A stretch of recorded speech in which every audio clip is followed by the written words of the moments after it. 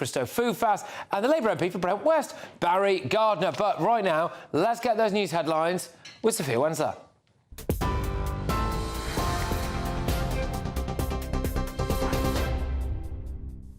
Patrick, thank you. It's just gone 11 o'clock. These are your headlines. EasyJet and Wizz Air are among the airline carriers affected by the Airbus A320 software issues threatening widespread global disruption. UK passengers are being warned flights could be disrupted after Airbus requested immediate modifications to thousands of planes. It's over the discovery that intense radiation from the sun could corrupt data crucial to flight controls. About 6,000 planes are thought to be affected, with the UK's aviation regulator saying it could cause some disruption and cancellations to flights. Elsewhere, Shadow Chancellor Sir Mel Stride is calling for the Chancellor to resign. It comes as Rachel Reeves has been accused of misleading the public by making the country's economic situation appear in a worse state than it really was in the run-up to the budget. A letter from the Office for Budget Responsibility revealed it told the Chancellor as early as the 17th of September that the projected £20 billion black hole would actually be much smaller. Downing Street denies Miss Reeves misled the public about the finances. In other news, Volodymyr Zelensky's chief of staff has resigned following an anti-corruption investigation. It's after his apartment was raided by Ukraine's anti-corruption agencies. The Ukrainian president has now announced a reshuffle of his presidential office as a result of Andriy Yermak's departure. Meanwhile, the Kremlin has responded, saying Kyiv is gripped by a deep political crisis. The US is poised to recognise Russia's control over Crimea and other Ukrainian-occupied territories to secure a deal to end the war. That's according to the Telegraph newspaper. It's understood that Donald Trump has sent his peace envoy, Steve Witkoff, and son-in-law, Jared Kushner, to make the direct offer to Putin in Moscow.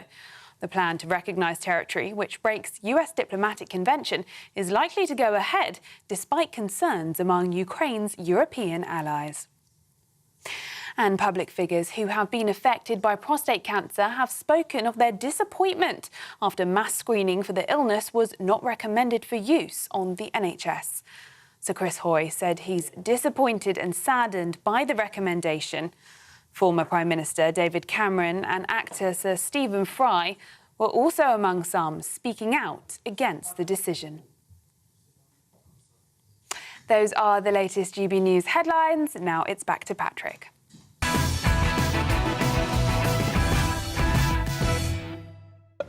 All right, welcome back to Late Edition. Let's get you all of Saturday morning's newspaper front pages, starting with The Independent. Reeves, quote, misled the public over fake fiscal black hole. What you'll notice there is what's in quotation marks to stop getting sued and what is not in quotation marks. The word fake is not in quotation marks. They are presenting the idea that there is a fake fiscal black hole as fact. Let's go to The Sun. Chancellor of the Exchequer. Fury as Reeves quotes lies over the £30 billion black hole. The Daily Mail quotes, liar, Reeves must go now. So it's not got to a great start for the Chancellor, so far anyway, so let's plough on. Telegraph. Reeves on the brink over tax lies. So, OK, again, it's continuing, isn't it, really, all of this? Again, can I just say with that, the Telegraph have not felt the need to put the word lies in quotation marks. The Mail have, the Telegraph haven't, which is really interesting because the implication is there that the Telegraph front page on Saturday are basically openly calling Rachel Reeves a liar, so which is very strong, obviously, something I would never do.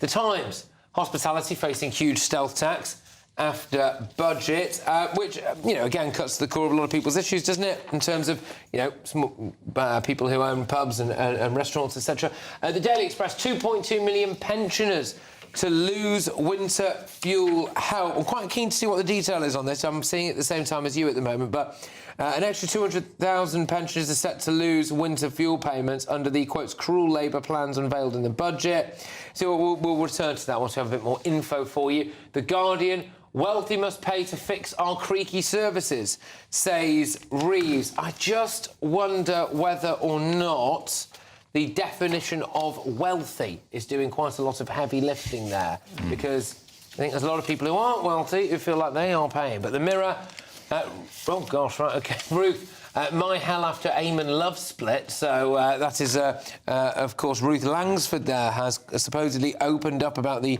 quotes, dark days after her split from Eamon Holmes. Let's go to... Well, that's it for the papers. There we go. Right, let's go to the panel. I mean, one place to start, really, isn't there?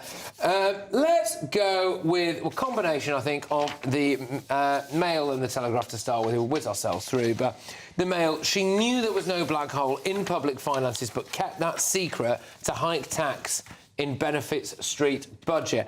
Well, so that's pretty damning. Well, yeah, and look, she's under considerable pressure here because it is not just the right-leaning newspapers, but some of the left-leaning newspapers that are attacking her here.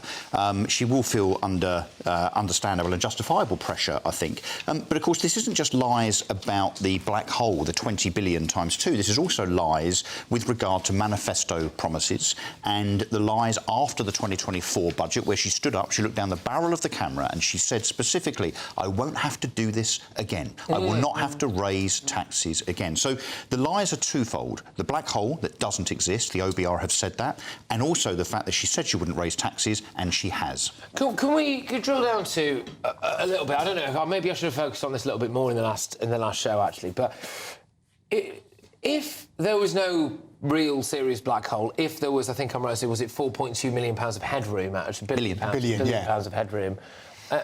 What does that mean in terms of that she didn't have to tax us? She didn't have to fund... Well, she did it for her vanity projects. So she did it for public sector pay rise increase. She did it for, benefits.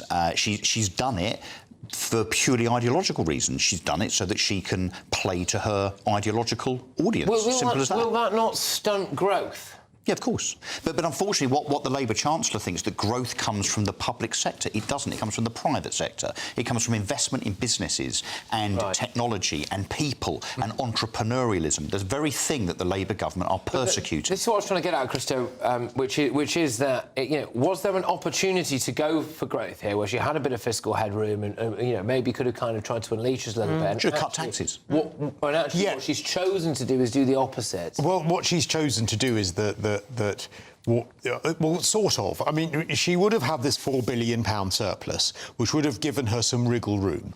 And that's what she would have ended up with had she taken on what the OBR was saying about the fact that, yes, there would have been a drop in productivity, but because of the rise in wages, the tax receipts would have meant that this black hole that she said she had didn't actually exist. But what she's chosen to do, as Russell has said, is rather than potentially, have to raise fewer taxes to give her some wriggle room to then maybe incentivise business or something like that. What she's chosen to do is raise more taxes, and the reason for that is because of this benefits giveaway, because of the fact she wanted to raise the get rid of the two-child benefit cap, and then and basically that, to me, is a decision that was made to save her own skin from the backbenchers that want to get rid of her and Keir Starmer, rather than what is in the interest of the country. Can I just point out how you have just contradicted what Russell said? Because Russell said that actually her vanity projects, her raising the minimum wage and giving... And getting rid of the cap. Cutting public sector wages away, had no effect on the economy. What you've rightly just said, Christo, is that the OBR said, in fact, because she had raised the minimum wage, because the public sector wage bill had gone up, those people who are poorer had spent that in the economy, and there were therefore more tax receipts. No, hang on. The OBR also said that household income will reduce and productivity has reduced. I'm sorry. That's true. You, as I point out, you just contradicted what Russell said and proved why he was wrong. Now, the fact is that the OBR did also say, and this is important, it also said that because of the revision of the data under the productivity of the Conservative administration, they were now revising their figures £16 billion down. When Rachel Reeves was talking about the black hole, she was specifically referring to that. So I think... It's not the same thing, Barry. You can't conflate those two things. They're not the same thing. All of this... They're not the same thing. All of this means you get lost in the weeds. The fact of the matter is that the benefit situation with backbench MPs, when they rebelled, that those benefit cuts should have gone through at that time. If those benefits cuts had gone through at that time, we wouldn't be in this position now. But we are always being held hostage by backbench Labour MPs because we know that the majority that the Labour Party has is a mile wide and an inch deep. Every single time we meet a problem like this, exactly the same thing's going to happen. And all she tried to do here was correct that earlier huge mistake. Can I just ask you, Barry, very quickly, though, why didn't she, then, when she gave that doom-laden prediction, why didn't she go on television that day and say, yes, the productivity has been revised down by the OBR, but actually, because of the fact that wages are going up and wages are expected to go up further, there is no black hole. I won't need to come to you for any more money. What she did, she gave a half-truth. No, she gave a half-truth. Let me talk to that as well. So you're right, she gave half of that picture.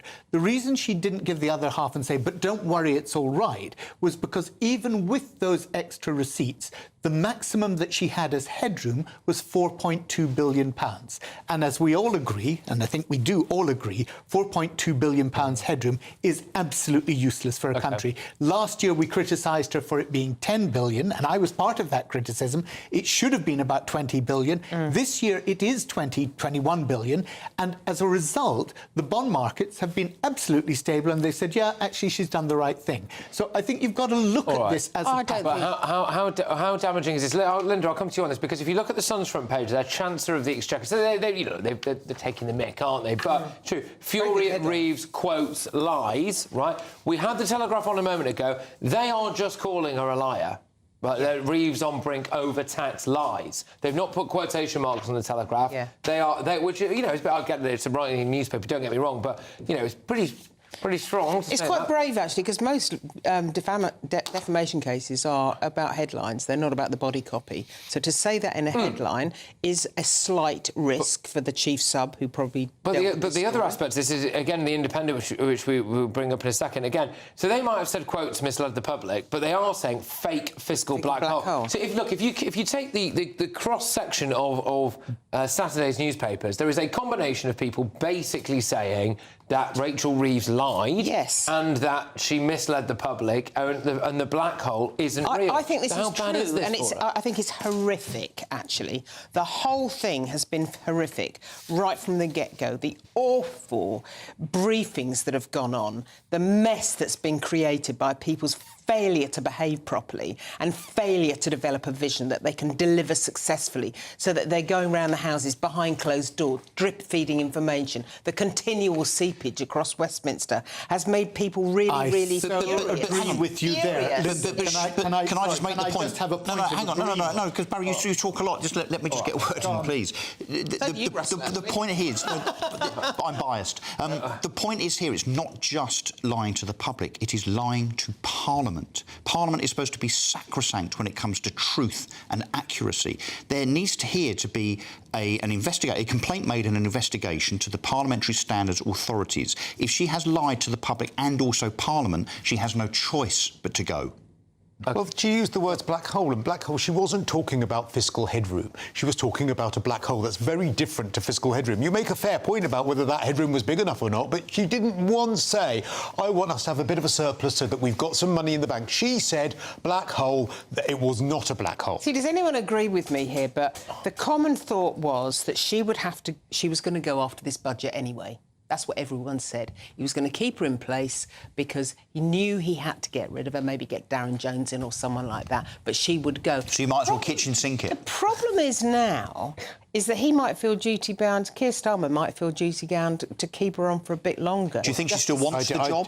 With the stick she's getting on the front page, do you think she wants the job? We're going to see her in tears again. I think this was their role. I think this was her roll of the dice to stay in post by saying to the people behind her, all of those backbenchers, you know what, you are going to get what you want. And we've seen it before because this party... I don't think she'll stand the pressure. I don't think she will want to stay in post. I think she will. I think the narcissism... It's a dream, isn't it? It's a dream. Nightmare. Right, I'll tell you what, why don't we ask a Labour MP? He probably wants her job, doesn't he, Barry? I know, I want to ask you to predict the future. Just look, with you, and I know that you're very incredibly loyal to the Labour Party and all of that stuff, but, is this terminal, do you think? Look, it's never good to have front pages all calling for your head in one way or another, OK? Nobody can say that's a good thing. No doubt exactly what Russell said will happen. Somebody will lodge a complaint and then it will go to the standards and we'll see what happens. I would say this. My real complaint against Rachel and this budget is actually the budget was not a bad budget, right? And actually the fact that we're spending so long talking about the process and whether she said this or not shows that actually, in terms of the meat of it, there wasn't that much that the public out there are really up in arms about. But Barry, what we're talking about is the integrity. Yeah, hang on, I know that. I know that. Barry. Sorry, I don't agree. Where I absolutely agree with Linda in this budget is it's not what the country needed. What the country needed was absolutely to set out a vision and a course. And actually, to give Rachel credit, 3 years ago, was it 4 years ago, she did that when she said, what I'm going to do is, and I know you'll disagree with it, but it was a vision, and in my view, it was the right one, to spend £28 billion building our green infrastructure. You know that the green economy in this country is growing 3 times faster than the rest of the economy. Because it's so heavily subsidised. Nonsense, absolute nonsense. So why But it is. What you're talking why about. do you think she's gone so badly wrong now? I think she's gone so badly wrong because she was afraid of the markets and she thought that she could not put that 28 billion in without Liz Truss. I think that's true. She was very, very worried that she would go the same way as Liz Truss. We needed a vision. We needed the gentleman who was in the programme earlier talking about manufacturing. We needed to get that money into manufacturing industry, get it invested in our infrastructure. There is a reality where, so what Barry's saying might be true, everyone else saying, I don't know. There is a depressing version of events which could be as simple, Christo, as she lied so that she could hike our taxes, fund welfare, to try to save her own job. That's exactly what I believe happened. That's exactly what has happened. She was... she lied, she didn't tell the truth, however you want to phrase it, so she could save her and ultimately Starmer's skin. That's why she did that. There was no, I mean, you're absolutely right, there was no vision in what she was saying. There was no vision for growth. I mean, actually, I think the OBR said that there was barely anything as well in that budget for growth, even though growth seems to be her favourite word. It could not be scored, is what they said. Yeah, that's more or less nothing. So she chose, it was a budget chosen to save her and Keir Starmer's skin, rather than what's actually in the national interest, which is appalling. That's precisely the point. Yeah. It wasn't a budget in the national interest. It was a politically angled, engineered budget to support... And if you look at the budgets of, say, 80-81, when you know, Thatcher's early budgets, like, they were budgets that were very, very difficult for the country to take, really tough. But they were ultimately as part of a vision that was in the national interest. Now, you may have disagreed with the direction of travel. Meant what she said. But this wasn't. This was a reactionary budget to save her skin. That's why it's just so repellent. OK, a lively start. Well, there's still a lot to get stuck into. I mean, I actually just caught sight of what's on the bottom of the Telegraph, which is that apparently BBC's commentator David Dimbleby, veteran, has questioned the King's political neutrality. Interesting. But coming up, President Trump is set to pause migration from third world countries following the National Guard shooting only a few days ago. We're going to cross live to Ben Leo in Washington, D.C. for the latest. There he is, look at him. So we'll go there very, very shortly. So, yes, all of that and more tax hikes than you ever imagined.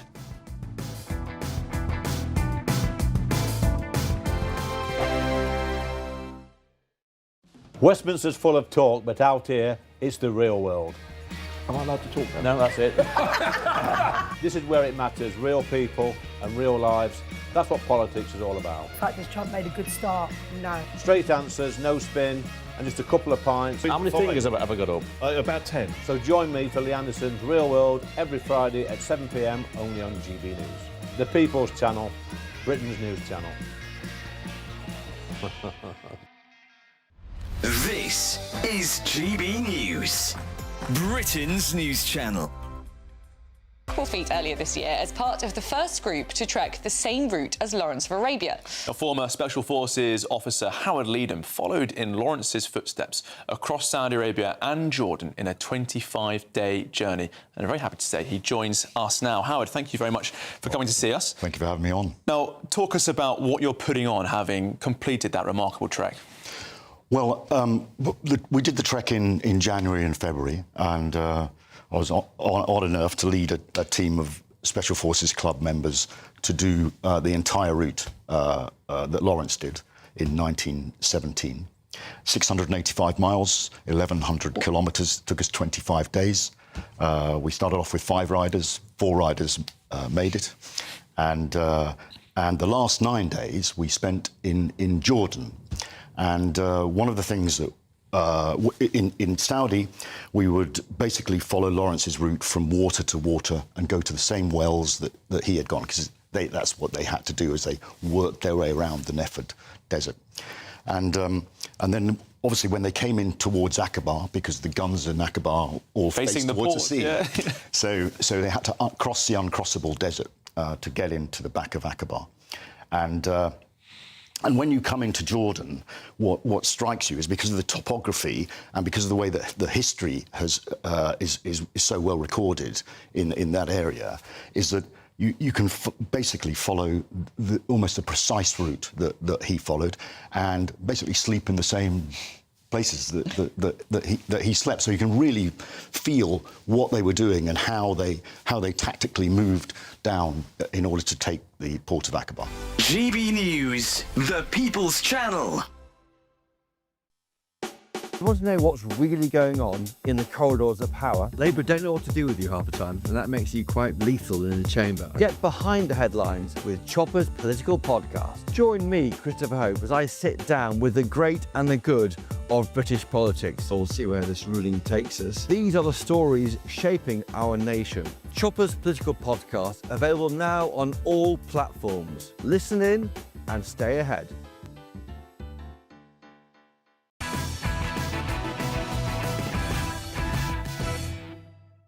Welcome back to Patrick Christys Tonight, late edition. As we were saying, pretty much all of the front pages have really gone after Rachel Reeves, a variant on the theme, but that theme is she lied, there is no fiscal black hole, she misled the public, and she should possibly consider her position. That's the front pages here, but there is some big news, apparently, happening in America, and Ben Leo, who's over there for us, is going to tell us all about it. Ben.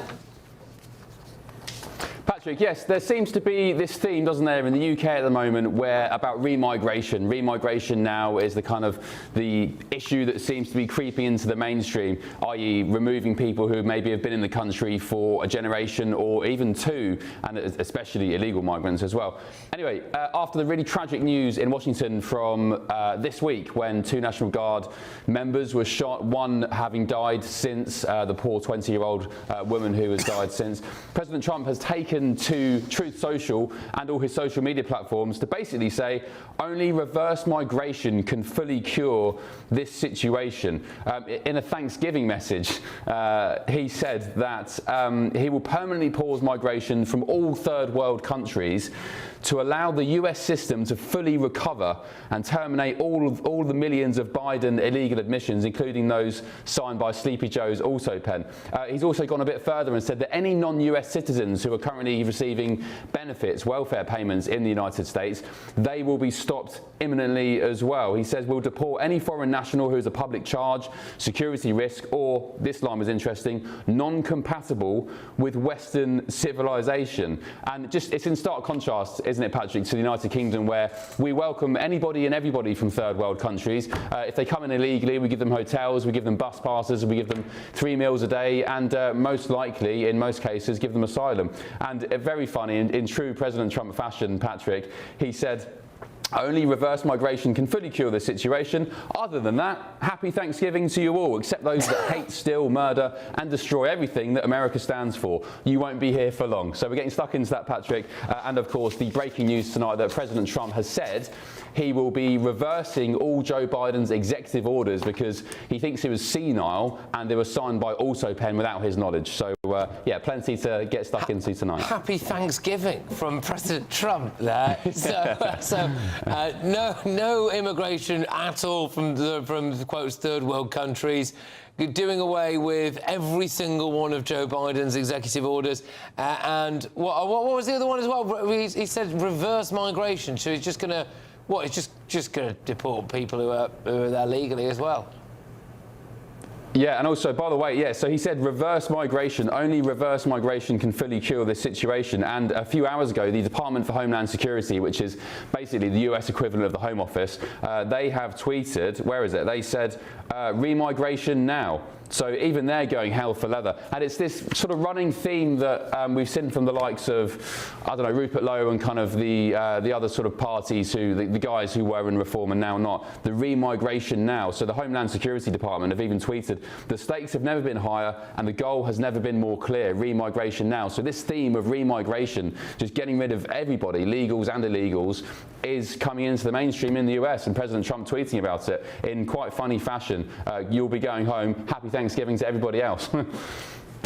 I mean, no doubt you'll obviously be going big on that for the next 2 hours, Ben. So we look forward to hearing more on that. Thank you very, very much. That is Ben Leo, who's over there in Washington, D.C. for us. It's going to be an absolute corker of a show for the Late Show Live midnight until 2 a.m. Well, let's just, might as well deal with a bit of this then before we get back to the front pages, really. So... is that in response to the shooting of the National Guard? Yeah. So, I mean, it's not as if the USA has a problem with gun shootings at all, is it? Otherwise, otherwise, I mean, 48,000 deaths by shooting in the last year recorded. Sorry, 47, actually. 18,000 of which were murders. I just find it extraordinary that you can use one instance of somebody shooting and close down your entire country. And what that's going to do to small businesses in the United States, God only knows. But you can do that on that basis, and yet you have 47,000 people dying by gunfire each year, and you do... I nearly said something. You do nothing about it. Yeah. Now, you know, that is a dysfunctional society. People are talking about leaving Britain because of crime earlier in the show. My goodness, how many should be talking about leaving America? A rare moment of agreement. A rare moment of agreement between Barry and I. I mean, it does smack of, not just knee-jerk, but populism, right? What I can't quite get my head around, apart from the Thanksgiving message wrapped up in an anti-migration greeting kind of thing, I can't get my head around this notion that if you are a second-generation immigrant, in other words, your parents are immigrants, but you were born in a country, that you can be deported. I mean, I think that is way beyond the pale. Because basically, if you're born in... You're British, that's it. Or any country. If you're born in any country, apart from China. Now, this is going to be reverse play here, but in the UK at the moment, some people know that if they come here, they're not British and they don't have British citizenship, but they know that if they have a child in the UK and that child lives here for, I think it's over 5 years, it may be over 10. They're entitled. Then those children are entitled to British citizenship, and because of that, the parents then can get it. And I think that is a scam that is being abused. All right, guys, can I just drag us kicking and screaming back to the front pages here, because there is a corker of a story at the bottom of the Daily Mail. And I've just been reading a bit more about it. World exclusive investigation. I'm the real Mo Farah. And it appears that they found there was what is then a boy, he's now obviously a man, who had the same birthday from the same town and the same name, obviously, as Mo Farah in Mogadishu, in Somalia. And it turned out that Mo Farah, as in our Mo Farah, he didn't do it, but his father did, kind of basically stole this kid's visa. Yeah, stole his identity Stole his in identity. order for Mo Farah that we know to come to Britain. He was trafficked here. Yeah. That's been in the press, hasn't it? Yeah. But it's interesting that they've tracked down the real Mo Farah. So who is Mo Farah really? Mo Farah is... Oh, well, who is Mo Farah really? We don't know. But this Mo Farah, because social media wasn't around, I've been reading the story. But hang on, he's been knighted, and it's not even his real Well, name. yeah, but it's not his fault. He doesn't... I mean, it's not actual Mo Farah. It's not this Mo Farah's fault. It's the name on his passport. He basically unwittingly assumed that the Mo Farah in Mogadishu's identity when he was a little child trafficked and was flown in the real Mo Farah's place using his visa, and then the real Mo Farah was actually watching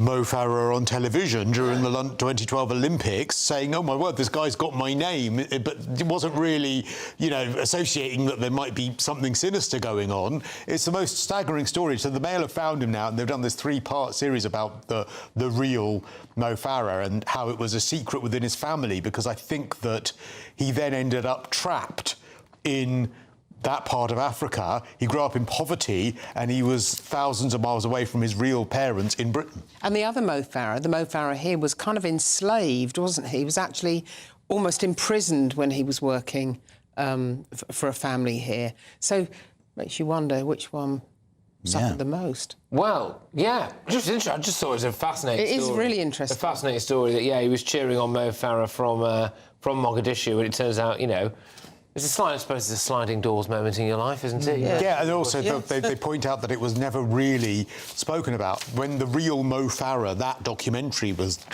done, where it was revealed he had been trafficked, so Mo told how he was taken to Britain in 1993 on Mohammed's visa, but was unable to explain how the other boy was left behind. Well, this is the boy who was left behind, and they found him. I think you should sort him out with a few quid. I was thinking that, actually, that you would. Come on, Mo. As in the Mo who's here. Well, the dad shouldn't he, if he's still around? Pay him off a little bit. Anyway, some slightly more serious front pages, although I imagine that Somalia's Mo Farah does think that is a very serious front page. But at the Times, hospitality facing huge stealth tax after budget, so we've got that to talk about. Also, Jeremy Corbyn reveals the shortlist for the official name of your party. Ooh. Oh, that's underway. There we go. We're going to find out what the official shortlist of your party is going to be. Don't go anywhere.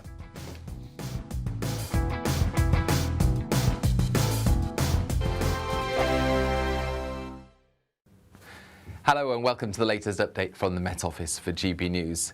More rain is on its way during the next 24 hours, especially parts of England and Wales, whilst it's going to be clearer and a bit colder further north. We've had an unsettled day for the north of the UK in particular on Friday, but low pressure is clearing away. Behind it, we've got a cold northerly wind. A frosty night to come for some parts of northern Scotland under clear spells, albeit with further showers coming into the far north. But elsewhere, it's cloudy skies, some outbreaks of rain through Northern Ireland, southern Scotland. But here's the main event. Some very wet weather moving in through the night across England and Wales. A soggy start to Saturday. Frost-free, yes, but very wet in places, particularly through the southwest, Wales, the Midlands, East Anglia and the east of England as we begin the day. But that rain is edging its way eastwards. It's going to clear western and southwestern parts, albeit with showers following on behind. And we've got this showery system also affecting parts of Northern Ireland into southern Scotland. But away from there, plenty of fine weather on Saturday morning. Decent blue skies for the north and west of Scotland. A chilly start with frosty conditions here, but otherwise, it's a fine day, and that's the best place to be, basically, throughout Saturday, because elsewhere it's going to be cloudy. A lot of showers around, or if not, some longer spells of wet weather, particularly for eastern England, and that's a slow to clear band of rain, so it could cause some issues as we go through Saturday afternoon. It then returns into northern England with some snow over the Pennines, but to the north, clearer and frostier, and certainly a frosty start to Sunday more widely across the UK, although we've still got this wind in the east of the UK with some outbreaks of showery rain first thing. That moves into the North Sea, plenty of sunshine follows just for one day, because after Sunday, decent sunny day, Monday brings yet more wet weather. Decisions made in Washington aren't just shaping America, they're shaping Britain too. From migration to global security, from crime to health. Whatever happens in the White House today will be felt in your town or city tomorrow. That's why The Late Show is live from Washington, DC. Cutting through the politics to show you what it all means for Britain. The Late Show live every night at midnight. Only on GB News, Britain's news channel. Westminster's full of talk, but out here, it's the real world. Am I allowed to talk now? No, that's it. This is where it matters. Real people and real lives. That's what politics is all about. In fact, has Trump made a good start? No. Straight answers, no spin, and just a couple of pints. How many fingers have I got up? About 10. So join me for Lee Anderson's Real World every Friday at 7 p.m. only on GB News. The People's Channel, Britain's news channel.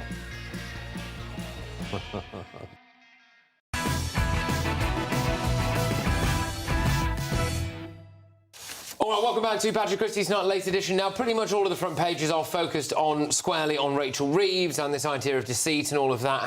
The Times, though, I mean, it is Reeves-related because it's budget, but is hospitality facing huge stealth tax after budget? Rachel Reeves has been accused of delivering a budget of smoke and mirrors after it emerged that thousands of pubs, hotels, shops and restaurants would be hit by crippling tax rises next year. She faces claims that her reform on business rates is a stealth tax. I'm just trying to figure out what the... What's happened here is that, so, you know, as you were lauding in the last hour as well, Barry, this amazing sort of, you know, business rates reducing for hospitality, but it's turned out to be... Small business hospitality, it's not the big business. But it's turned out to be quite a load of old bunkum, because she said it's 750,000 retail and hospitality and leisure properties. However, and she actually said, and I quote, this will be the lowest tax rate since 1991 for high street pubs, shops and restaurants. However, on the day of the statement, a separate government agency put out new,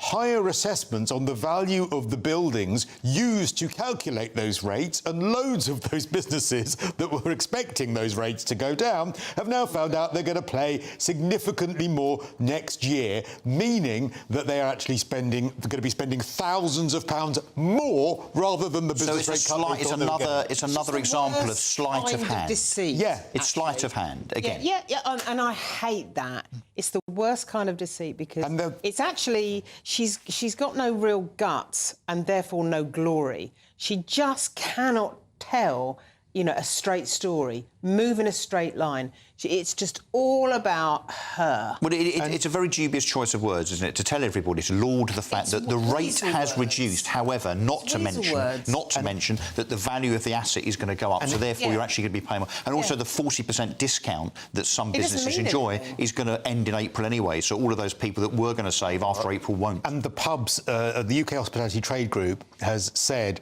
that now an average pub's business rates would increase now by 15% next year, an increase adding £1,400 to the typical tax bill. By the following year, it would be £4,500. Barry might want to retract his previous statement about business rates. What do you mean? I know we're all kind of reading this for the first time, but what do you make of it? My understanding had been that it was going to be reducing the business rates payable by small businesses in the retail, hospitality industry, leisure industry.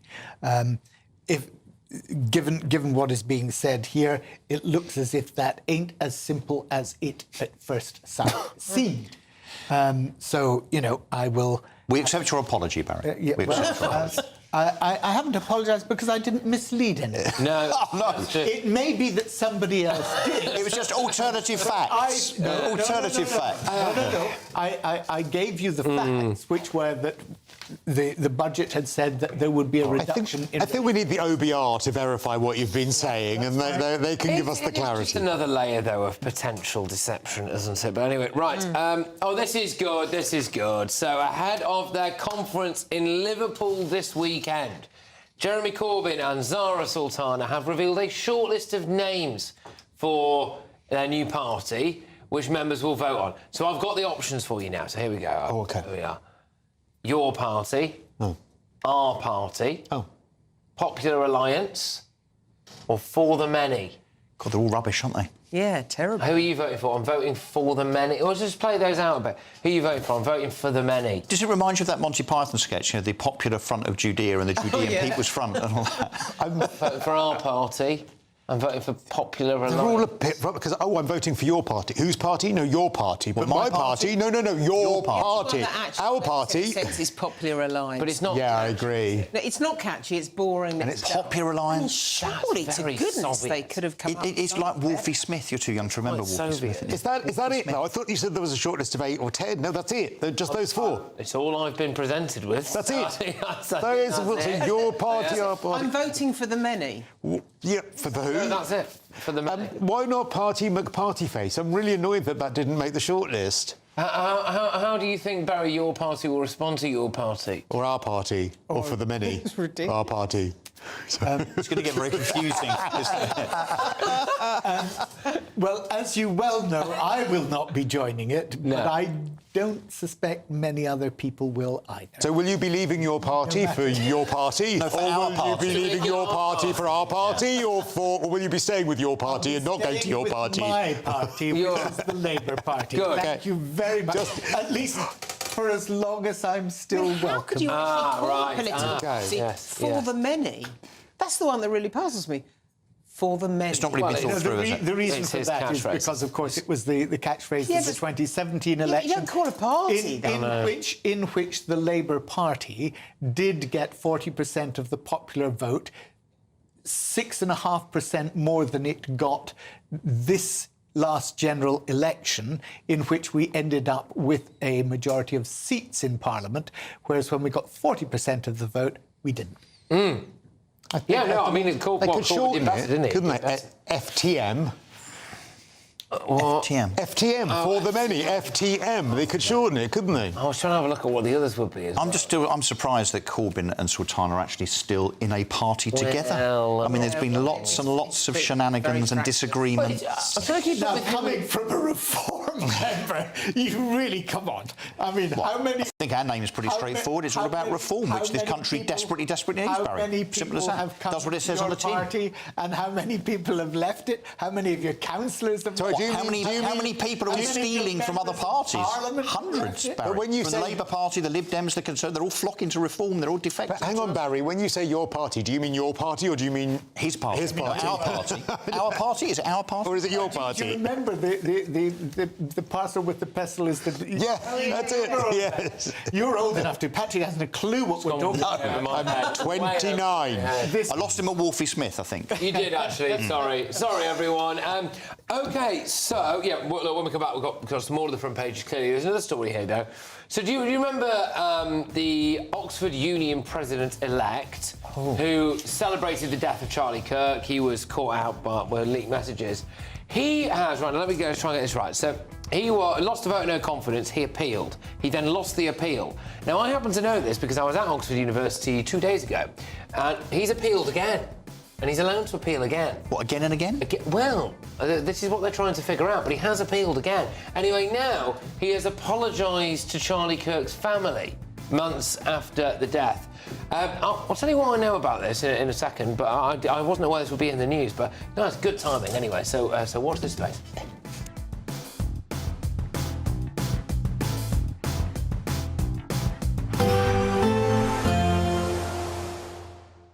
I forecast a perfect holiday in the sun. Weather looking good then? For sure, and no worries about our travel insurance. All Clear Travel Insurance sponsors GBNews Travel Destinations Forecast. The heavy rain across parts of Greece due to Storm Adele is now moving into Turkey. We could see some high rainfall totals building up. There's going to be some thunder mixed in, even some large hail as well. Further west, and a few bits of rain across the southern parts of Italy. Elsewhere, mostly dry. Much of Spain actually largely dry, similar for southern France. But some wet weather pushing into northwestern parts of Spain and also Portugal, and that will feed further southeastwards through the weekend. All Clear Travel Insurance sponsors GBNews Travel Destinations Forecast.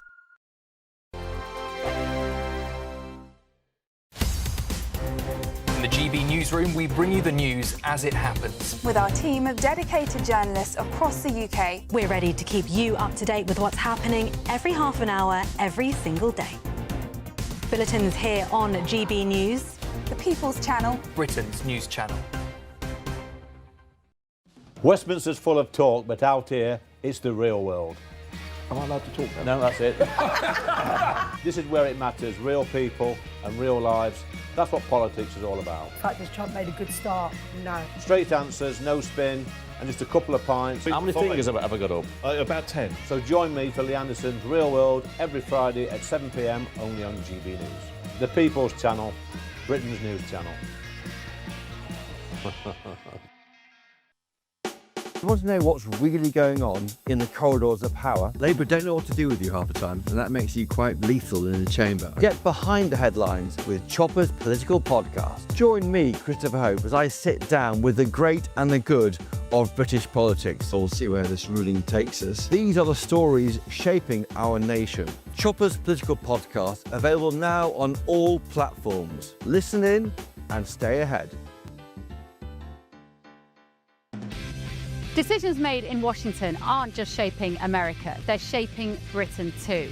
From migration to global security, from crime to health. Whatever happens in the White House today will be felt in your town or city tomorrow. That's why The Late Show is live from Washington, DC. Cutting through the politics to show you what it all means for Britain. The Late Show live every night at midnight. Only on GB News, Britain's news channel. Mornings don't have to be tiresome, especially if you have the right company. Wake up to news as it happens, opinion and debate, and of course, a little bit of entertainment too. Because when the kettle's on, we're on. That's Breakfast on GB News, a show worth waking up for.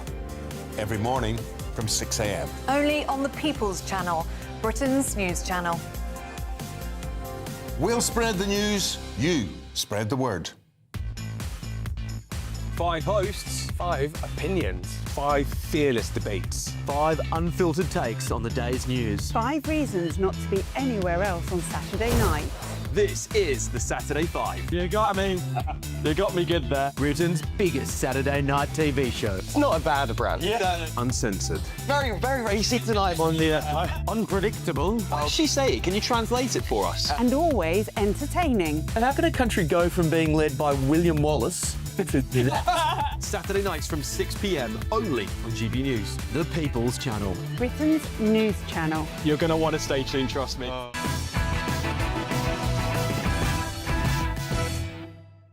Welcome along to Patrick Christys tonight, late edition. Just to give you a quick recap, you know, you've got Chancellor of the Exchequer in the sun now, Rachel Reeves. Reeves on the brink over tax lies, all of this.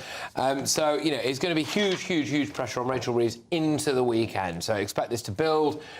Rachel's budget raid, quotes con, is another one. But if we look inside the Times, the Oxford Union president-elect has apologised to Charlie Kirk's family. This is George Aberenoye, who will not now be taking up his position, says he's very sorry for the remarks made after the Conservative activist is shot dead. I just happen to have a slight update for you. This as a complete coincidence. I was there a couple of days ago, and I was told explicitly by people at that university that he is appealing the fact that he lost his appeal.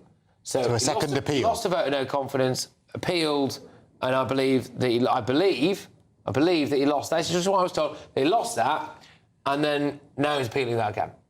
So he's appealing the appeal. That's what I was told. Unintelligent. Have some humility. Like you made a big mistake. I don't think his life should be ruined, by the way. I'm not into him being cancelled. I think that he should be able to apologise and learn from it. He's a young guy. He's clearly a bit of a moron. But the idea of being... Well, he is. It's a really moronic thing to do. But the idea that he would then appeal and keep appealing, just take it. Hold your hands up. I do feel as though there's a slightly cautionary tale to be had here about our friend George, because he got ABB at A-level and somehow managed... And got into Oxford. Got into do PPE at Oxford, which is a remarkable achievement. Which is surely, what, A star? Normally is. And then he's come in and has obviously been welcomed in with open arms, was elected by his peers and whoever else to become the president of the Oxford Union, which is a very, very, very prestigious group. He turned up to the Charlie Kirk debate wearing jogging bottoms, sliders, looking like he just rolled out of bed, not particularly good. Gets caught, really, bringing the Oxford Union into disgrace, and then doesn't go quietly. You know, and I just think I don't really see how that lad could have been shown more love by the British establishment, which he claims to hate and needs to be smashed. Sounds like he just likes the limelight. He likes the celebrity of it all, doesn't it? And he wants to keep it going for as long as he possibly can. But for someone who wants to kind of, quote, smash the system and all of that, he's done bloody well out of it. Well, and he wants to very much be part of that system, by the sounds of it, doesn't he? Well, this is it. I just find that all a bit... There's some would argue there's a bit of hypocrisy around George. But anyway, I don't know. I mean, do you think the apology means anything, do you think? Or do you not? I think apologies always count. But as far as I can work out, has he actually made a proper apology? Has that... Apparently he's going to apologise to the Well, that does count for something. I hear you that they count, but surely the timing and the kind of sincerity has to count for something. If he's now being told to apologise just because then it gives him a better chance of being successful at appeal... Yeah, that's not a proper apology. That's not right. Yeah. Yeah. Barry, do you care? Look, I think Krista is right. Young people often do stupid things. They make mistakes, and they shouldn't have to spend the rest of their life paying for it. I utterly condemn the remarks that he made. I think they were crass. I think they were awful. I think it's right that he should apologise. And if he does, I hope it's a sincere apology. Yeah, fair enough. I care more about the fact that multiple people on your say think I'm wearing a wig. There we go. Now, I would like to make an appeal. I'm sorry, I'm going to bring this up now because I would like to make an appeal. Can I take this camera, please, to take this appeal? I don't know. This is not... Or shall I go to this one? This... You need to look at camera 8, which is one in the distance there. This is not a wig, OK? I have naturally auburn hair. Now, it's not my fault. I don't know why, but my great-grandfather... Yes, you can have a look. My great-grandfather was ginger, and sometimes it starts going a bit auburn. But I can pull it. It is not a wig. Can we pull it? I do not know the number of people... Yeah, pull it, who think it's a rug and keep saying it's a rug. It's not a rug. It is... Look, I'm pulling it. It did move a bit. Am I allowed to? You can touch it, Patrick. I don't really want to. You don't have to. All right. No, but it is real. It is real. It is real. It's real. It's my hair. OK. Yes, you need to say it's real and it's mine. Yeah, it's mine. It's mine. Now, it might have come from a different part of my body, but it's still mine. It might not be a real colour. It's not his real colour, but it is real hair. No, on the top, that's real colour. You wouldn't be silly enough to dye it to that. Not the sides. We've only got a couple of minutes. Sorry. No, it's fine. I just want to, if we just bring up the front of the Independent, can we just to round us off on this? Yeah. Look, Reeves quotes misled the public over fake fiscal black hole. Chancellor accused suggesting public finance were in dire straits. We all know the story. I just want to get a little bit of a sweepstake on. Go on, Barry. Can I just say, I think there's a really important political lesson from this, and that is.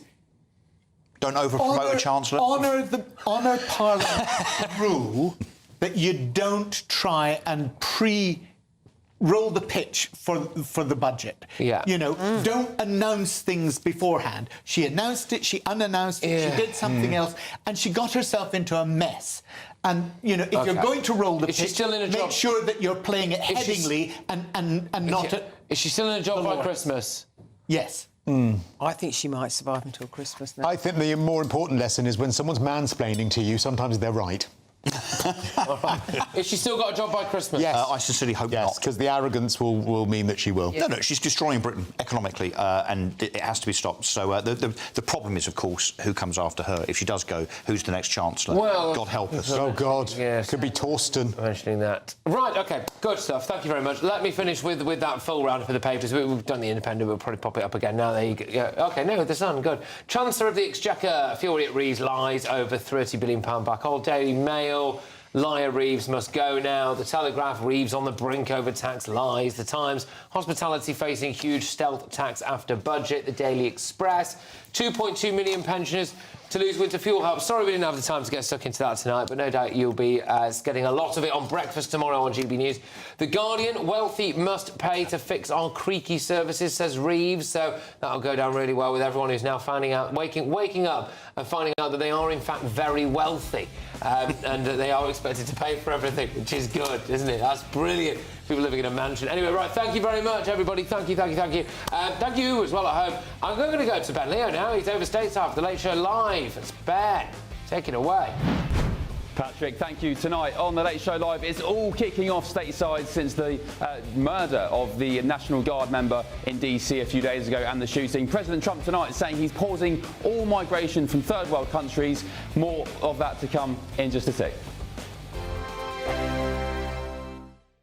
It's the greatest cash prize of a Great British giveaway so far. A simply stunning £85,000 in tax-free cash to spend on anything you like, making 2026 your greatest year to date. That could get you that brand new car, extend and improve your home, take you away on that bucket list holiday, or just give you some peace of mind over the coming months. For a chance to win £85,000 cash, text cash to 63225. One entry costs £2.50 plus one standard network rate message, or text bonus to 63225. 5 entries cost £5 plus one standard network rate message. Go to gbnews.com/win. Entries start at £2.50. Call 0903 686 3232. Calls cost £2.50 plus your network access charge. Or post your name and number to GB18 PO Box 8690 Derby DE1 9TT. UK only. Entrance must be 18 or over. Blinds close at 4 p.m. on the 30th of January. Please check the closing time if listening or watching on demand. Good luck.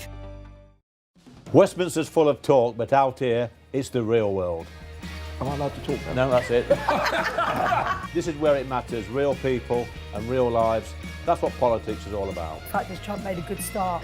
No. Straight answers, no spin, and just a couple of pints. How many fingers have I got up? About 10. So join me for Lee Anderson's Real World every Friday at 7 p.m. only on GB News. The People's Channel, Britain's news channel. You want to know what's really going on in the corridors of power? Labour don't know what to do with you half the time, and that makes you quite lethal in the chamber. Get behind the headlines with Chopper's political podcast. Join me, Christopher Hope, as I sit down with the great and the good of British politics. We'll see where this ruling takes us. These are the stories shaping our nation. Chopper's political podcast, available now on all platforms. Listen in and stay ahead. Decisions made in Washington aren't just shaping America, they're shaping Britain too. From migration to global security, from crime to health. Whatever happens in the White House today will be felt in your town or city tomorrow. That's why The Late Show is live from Washington, DC. Cutting through the politics to show you what it all means for Britain. The Late Show live every night at midnight. Only on GB News, Britain's news channel. Mornings don't have to be tiresome, especially if you have the right company. Wake up to news as it happens, opinion and debate, and of course, a little bit of entertainment too. Because when the kettle's on, we're on. That's Breakfast on GB News, a show worth waking up for. Every morning from 6 a.m. Only on the People's Channel, Britain's news channel. We'll spread the news, you spread the word. We love Great Britain. We love its history, its culture and its tradition, and that's why we're so proud to be part of GB News. You look genuinely emotional. Oh, come here. GB News does pay attention to those who are ignored by the mainstream media. The majority of this country whose forefathers fought and died to maintain liberty, to fight for freedom of speech. The rule of law, the rights of property and democracy. This is the heritage that our country should be so proud of. Which of course includes our Christian heritage. There's been a huge resurgence in the number of people going to church. Perhaps they're not finding what they're looking for, and they're looking for something a bit deeper, a bit more truthful, a bit more akin to Britain's Christian heritage. That's right, get ready, because the most exciting night in general election history starts now!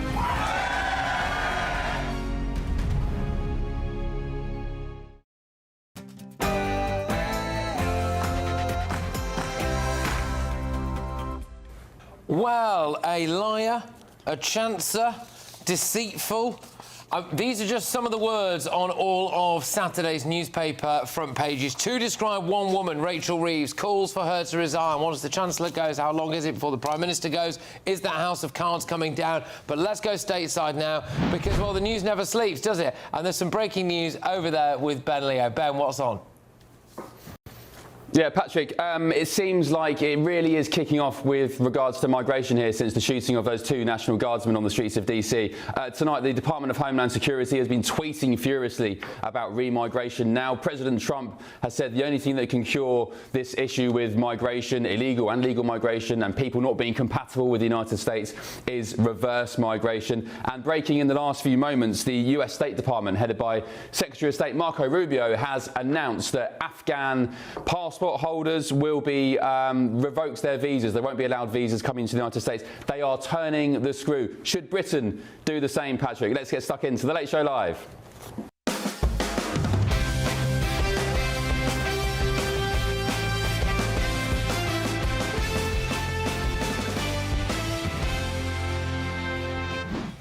Hello, good evening to you. Hope you're well. Breaking on The Late Show Live tonight. You know, Biden, Sleepy Joe Biden, one of the worst, definitely the worst president in the history of our country. President Trump goes on the attack. An extraordinary story emerging from the United States this evening. President Trump has announced he's set to cancel all of the executive orders passed by President Joe Biden and threatens him with perjury charges. Also tonight. This heinous assault was an act of evil, an act of hatred, and an act of terror. It was a crime against our entire nation. It was a crime against humanity. Yeah, a story that really shocked me on my visit back to England this week. A first-degree murder charge has now been filed against the suspect in the Washington, D.C. shooting that killed 20-year-old Sarah Beckstrom. Her fellow guardsman, Andrew Wolf, remains in hospital in a critical condition tonight. And we must take all necessary measures to ensure the removal of any alien from any country who does not belong here or add benefit to our country. Boy, oh boy, what a response to that attack. The president has threatened to escalate his crackdown on immigration and permanently pause migration from third world countries. He's declared only reverse migration can fully cure this situation. Could you imagine Britain doing the same? Also, £22 billion black hole in the public finances left by the party opposites. Well, Chancellor of the Exchequer reads one front page tomorrow. The Chancellor, Rachel Reeves, is accused of misleading the public ahead of the budget to justify her tax raid on you. And the £20 billion black hole, allegedly, it was BS. And tonight, the calls for her to resign have never been louder. Now, make no mistake, this plan means migration will fall. That's a promise. Seems now the Prime Minister is questioning just exactly what that plan was, as he reportedly admits to the French in a bombshell letter that Britain has, quote, no effective deterrent in the Channel to stop small boats. We'll also be cracking open tomorrow's front pages hours before the ink's dry and breaking the news before it comes news. And of course, we're live in Washington, D.C., just yards from the White House, bringing you the stories America's talking about and that matter to Britain too, including this one. If they're really escaping fear and persecution from their home government, why are they not claiming asylum in the first free country they come to? A national embarrassment. The White House orders diplomats to compile a list of crimes committed by migrants in Britain, basically doing our government's job for them, hitting out at Labour for, quote, letting its people down. Also on the show tonight. President Zelensky talked the United States of America into spending $350 billion to go into a war that basically couldn't be won. As much of a surprise, President Zelensky's chief of staff has resigned in a dramatic move amid an anti-corruption raid on his home, and that follows reports that President Trump is preparing to hand Putin Ukraine's occupied territories. I'm Ben Leo, this is The Late Show Live, and our night's just getting started.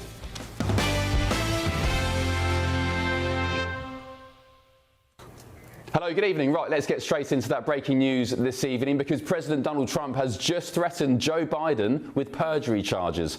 In a dramatic blast on his Truth Social platform, the president says he's voiding every single document Joe Biden signed with the auto pen. That's allegedly 92% of Biden's paperwork as president. Trump's claim is simple and explosive. Joe Biden wasn't signing his own executive orders. Instead, he says, the auto pen was doing it for him. And he says tonight, President Trump, if Biden claims he did authorize the auto pen, the president says he'll bring him up on perjury charges. In other words, Trump is accusing Biden of not being in control of his own presidency. Here's a flavour of some of the bills that would now face the shredder. One is advancing racial equity, the order that forced diversity and equity audits across every federal agency. Protections for illegal migrants, President Biden's orders shielding visa overstayers and border crossers from deportation. The border wall reversal, cancelling funding and halting construction on the US-Mexico wall, the big beautiful wall, I've been down there. Rejoining the Paris Climate Agreement, dragging America back into costly climate commitments.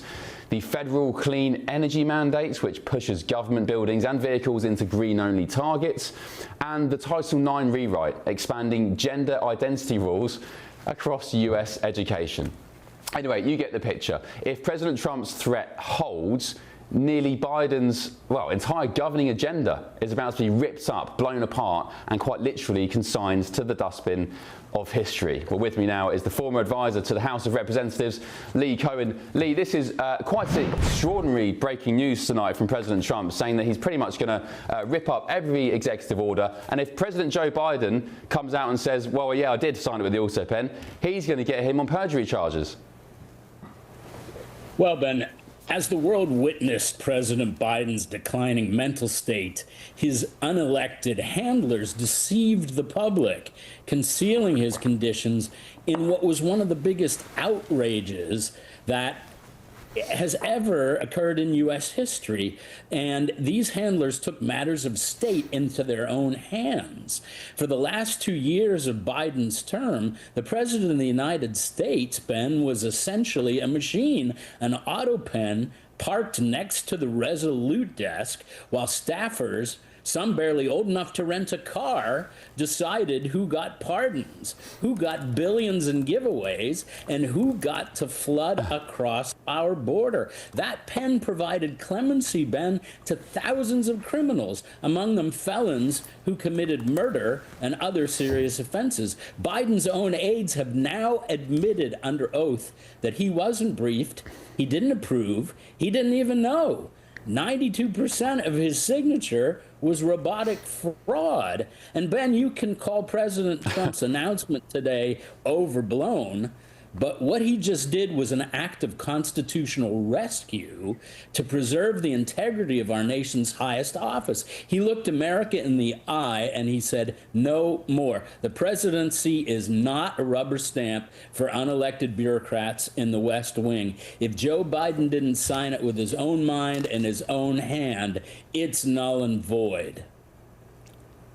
Okay, Lee, let me bring my panel here in DC. Chair of Republicans Overseas UK, Greg Swenson, and the Senior Trade Policy Analyst and former government advisor, Andrew Hale. Good evening, chaps. Thanks for your company.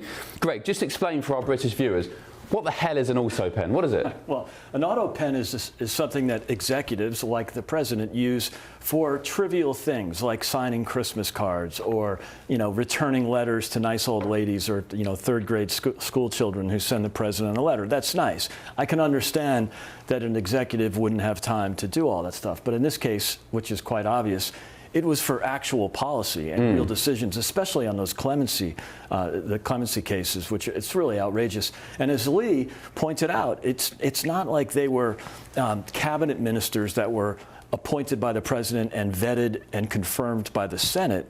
I wouldn't expect the president to have to sign off on every decision in government, but these were staffers, as Lee pointed out, and that's just outrageous that this happened. Andrew, has this announcement got any weight tonight, the threat of perjury towards Joe Biden rescinding the executive orders? I think it's actually long overdue, because I think the American public was genuinely shocked when they watched the first presidential debate last year between President Trump and President Biden. And I think that was the moment in which the American public, really the whole scam that the Republican Democratic establishment imposed upon the American people, and the American public watching it were just in shock. We actually saw for the first time the level to which he was not mentally present, that he wasn't even in control of his own faculties. And I think not just the officials around him who, carried out the scam on the American public, this utter voter fraud, as well as his own family, his wife and his son, who basically want to remain in power. And as someone who actually used to work in disability inclusion policy, I actually found it so disturbing to watch an elderly man not in control of his faculties being used in this way. It was elder abuse, it was disability abuse, and quite frankly, a lot of people need to account for this, and there need to be criminal charges brought forward. Well, I'll tell you also, Lee, you're still with us, who also needs to account for it is the media. I remember watching US media from back home in the UK during President Biden's premiership, and they were gaslighting the public, saying that any suggestion that Biden was maybe on the sort of decline cognitively or not all there, which is very evident to see. Any idiot and his dog could see that. They were calling it right-wing conspiracies and internet conspiracies and so on, when the truth was, after he left the White House, we knew, we were told firsthand that he was on the decline. So the media as well as everybody working in the White House, Kamala Harris saying that he was in top form, they all lied, and they put the state of your nation, the United States, at risk. Well, Ben, let's not forget, 4 years earlier, they told us that Donald Trump, the media, told us that Donald Trump was mentally unfit and that people around him were running a shadow presidency. And now we have proof that that's exactly what Biden did, only worse. And the media call it democracy. You know, when Trump put a cardboard cutout of an auto pen where Biden's portrait used to hang, the media called it childish. Today, he used presidential power to fix a constitutional crisis they created. And suddenly they've discovered separation of powers. Give me a break. Yeah, and Greg, the images on the screen now of viewers are watching on telly. This is the Presidential Hall of Fame. President Trump showed me and Bev this, the top of the Hall of Fame. And I asked him about the auto pen. I said, was President Biden's picture still the auto pen? And this isn't some political game where he's publicly saying, trying to troll Joe Biden. He is genuinely horrified and concerned about what happened under Biden's presidency, especially in the latter years with the signing of these executive orders. Yeah, I think the president likes to, as you pointed out, he likes to troll sometimes, but he's quite serious about this, and we should all be serious about it. This was an outrage, and my criticism of Biden, I didn't really care when he tripped going up the stairs or made a fool of himself. Yeah. I was concerned that he was wrecking this country, which he was. Andrew, somebody on your say, gbnews.com/your say, has said, Ben, why has Kamala Harris not been charged? She must have known. First of all, charged with what? Well, of course, they clearly knew. And not only that, people knew as far back as when he was vice president. Even the British ambassador commented that he was past it. And people who worked around him when he was vice president realized that he was having cognitive decline. So this is not something that was, came suddenly when we discovered it, fully during the presidential debate, during the election. It's something that was known from the very beginning when he became president. And so Kamala Harris has used, again, some word salads recently to try to excuse it, saying, and she fumbles over her words. But quite frankly, she does have a lot to answer for, and everyone who was a part of that administration, including his own family, need to account for what they knew and why they didn't act. Yeah, good points. Hunter Biden was pardoned. Yes. On December the 1st last year. Indeed. Did Hunter Biden sign his own pardon? Well, I think Biden knew about that. I think Biden knew about that, but also I would say that it's not uncommon for presidents to pardon their wayward family members. Remember, Roger Clinton was pardoned in the dying days of President Clinton's administration as well. So that's something that sadly is a less attractive aspect of our presidential system. Lee, thanks very much for your time tonight. Last word to you. Go on, Lee. No, I was going to say to the point you just made, I did a little research into that and Biden pardoning his son, Hunter Biden. And that's one pardon that he actually did sign with his own hand and didn't use the auto pen to add insult to injury. I wonder if they ever did find out where that bag of coke came from in the West Wing. Lee, thanks very much. Appreciate your time tonight. We'll catch up very soon. gbnews.com/your say. Let me know your thoughts on that breaking story tonight by becoming a friend of GB News. It's free and it only takes a moment. Join the community and be part of our shows by becoming a friend of GB News. Get a direct line to join the conversations that you hear us talking about every day in our programmes by commenting on Your Say and voting in You Decide polls. Access opinion, analysis and behind-the-scenes videos as we share more from the stories that you see on TV and radio. Plus, watch our shows live and on catch-up anywhere, anytime. If you love our channel, become a friend of GB News for free by scanning the QR code or going to gbnews.com/friend. Don't just watch our programmes, come and be a part of them. Tonight on The Late Show Live. And we must take all necessary measures to ensure the removal of any alien from any country who does not belong here or add benefit to our country. President Trump talking about the pause of migration from third world countries off the back of the National Guardsman shooting here in DC.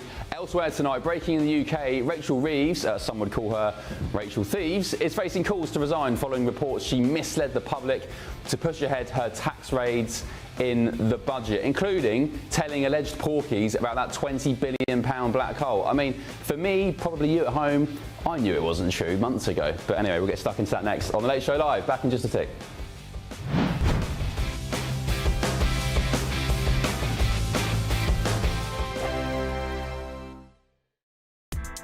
Join me, Nana Akwe, for an informative, interactive news programme with a difference.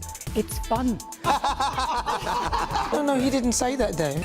I'm so surprised. I think there's an element of truth to that. Join me from 3 p.m. every weekend, only on GB News, Britain's news channel. Hi, I'm Michelle Dewberry and my show is your opportunity to cut through all the noise and dive in headfirst to some robust debates. Ideas clash. Situation, no, isn't it? No, Because the failure is... You're deliberately avoiding my point. Nothing's held back. And if you think this is the end of it, wait for more. And we do not shy away from the difficult stuff. Sometimes I want to shake people and say, if only you understood. So join me on Jubes & Co. weeknights at 6 p.m, only on GB News, Britain's news channel. Britain was once the envy of the world. But look around. A nation that no longer knows what it is or where it's going. A country that's broken. How do we fix Britain? How do we bring it back? Friday night with Matt Goodwin at 8 p.m, only on GB News. Mornings don't have to be tiresome, especially if you have the right company. Wake up to news as it happens, opinion and debate, and of course, a little bit of entertainment too. Because when the kettle's on, we're on. That's Breakfast on GB News, a show worth waking up for. Every morning from 6 a.m. Only on the People's Channel, Britain's news channel. We'll spread the news, you spread the word. From the school run to the home run, watch a new show for all of Britain. He can say whatever he wants. A straight-talking show where all voices are heard. And, you know, when are we going to stop talking about smashing the gangs and actually do it? With the stories that matter from every part of our country. There's a bit of a crash landing there for your Chancellor. Bold, fearless and standing up for you. That's me, Martin Daubney, 3 p.m. till 6 p.m, weekdays, here only on GB News. The People's Channel, Britain's news channel. In the GB Newsroom, we bring you the news as it happens. With our team of dedicated journalists across the UK, we're ready to keep you up to date with what's happening every half an hour, every single day. Bulletins here on GB News. The People's Channel, Britain's news channel. Westminster's full of talk, but out here, it's the real world. Am I allowed to talk now? No, that's it. This is where it matters, real people and real lives. That's what politics is all about. In fact, has Trump made a good start? No. Straight answers, no spin, and just a couple of pints. How many fingers have I got up? About 10. So join me for Lee Anderson's Real World every Friday at 7 p.m, only on GB News. The People's Channel, Britain's news channel.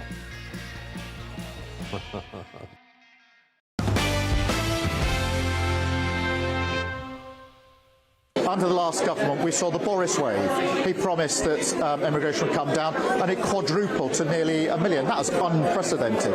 From that very high figure, it's now down to 200,000 or so, and that is a step in the right direction. Huge measures that we've taken to that end.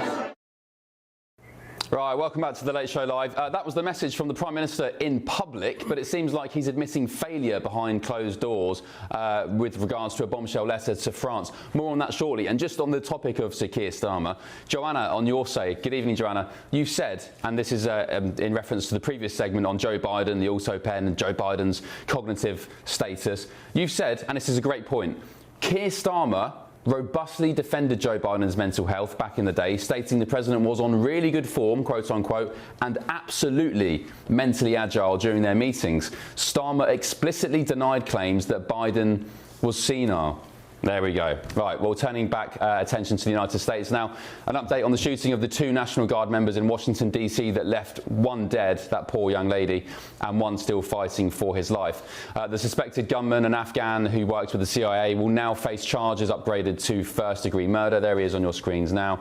And that follows President Trump announcing the death of 20-year-old Sarah Beckstrom yesterday. The 20-year-old, poor girl. I saw a really heart-wrenching tribute from her ex-boyfriend earlier today online, basically saying he still loved her. He was devastated. Her poor father did the same. Just tragic. In response to the attack, President Trump has threatened to escalate his crackdown on immigration by pledging to permanently pause migration to the United States from what he calls third world countries. He'd initially ordered all immigration requests from Afghans to be suspended after it emerged that the shooter was an Afghan national who was brought to the US in 2021 under the Biden administration. But breaking tonight, in the past few moments, get this, the Department of State has immediately paused visa issuance for individuals travelling to the United States on Afghan passports in what they call an effort to protect US nationals. Well, with me now is Jean Petrino, the former SWAT commander and security consultant. Jean, good evening. Thanks for your company tonight. The Department of Homeland Security tweeting that remigration now should be a priority. President Trump saying that remigration will fix this problem of illegals and people coming into the US who aren't compatible with your country and indeed the West. Just tell us, Jean, first of all, though, about the situation with the National Guardsman. I was in the UK watching this tragic story break. Any update on the second Guardsman who is still fighting for their life? No, nothing. They haven't revealed anything yet. He's still fighting for his life in critical condition, and hopefully he can pull out of this, and survive. Why does President Trump and the Department of Homeland Security, why are they so concerned with, say, Afghans and those from third world countries? What is it logistically on the ground? Well, I think, right now we don't know how many people are in our country illegally and from what nationality. And anytime you see one group that seems to appear that's causing violence, we're going to obviously start paying attention to that group. And it's been no secret. A lot of terrorist organizations are formed and are still pretty strong in Afghanistan. So I think the assumption is that there possibly is a link between the shooter or just in general. It's just one of those things we really just got to keep an eye on. Yeah, Jean, we've had our fair share of Afghan crimes in the UK. There's notably a young lad, a 21-year-old, got stabbed to death down on the south coast some years ago. Many instances of Afghans sexually assaulting young children, girls and so on. Do you agree with the concept of stopping all Afghan admissions into the United States until you can, understand what's going on, get a grip of the situation, maybe try and enlighten yourselves? Do you agree with that kind of approach? Because at the moment, in the UK, we're still letting them in. They come on boats, we give them hotels, we give them spending money, we give them bus passes into town. Yeah, I think it's a step in the right direction. I think, to blame an entire, country for being bad, I don't think is a right way to look at it. But we definitely have a problem that needs to be addressed, and we need to stop the flow until we can identify the problem, specifically who those are that are against the United States and that are looking to cause harm to the citizens. So I think it's definitely a step in the right direction. And as we sort through the mess of our immigration right now, at some point I would imagine we could open it back up with a little bit better vetting process. All right, Jean, hold on the line. I'm going to bring my panel in now here in DC, Chair of Republicans Overseas UK, Greg Swenson, and the Senior Trade Policy Analyst and former Government Advisor, Andrew Hale. Greg, President Trump's Truth Social message on this whole situation was, it was very serious, but it also made me laugh because it was a Thanksgiving message, wishing Americans happy Thanksgiving. He basically said, These goals will be pursued with the aim of achieving a major reduction in illegal and disruptive populations, including those admitted through an unauthorised and illegal auto-pen approval. Only reverse migration, Greg, can fully cure this situation. Other than that, happy Thanksgiving to all, except those who hate, steal, murder and destroy everything America stands for.